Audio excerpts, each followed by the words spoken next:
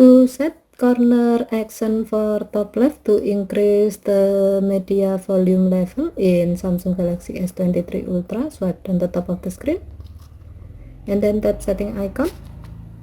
Scroll down the screen to find accessibility. Tap accessibility and then tap interaction and dexterity. Scroll down the screen. Under mouse and physical keyboard section, tap auto action after pointer stop. Under corner action section, tap top left and then tap the gray on offset next to media volume up to enable this option. When the switch turns blue, it means that this option is on. To see the result while auto click feature is on, connect a USB or Bluetooth mouse with your phone.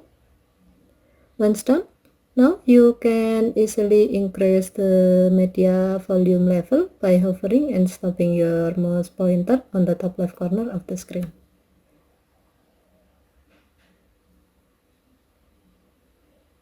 Okay, thank you for watching. Have a nice day.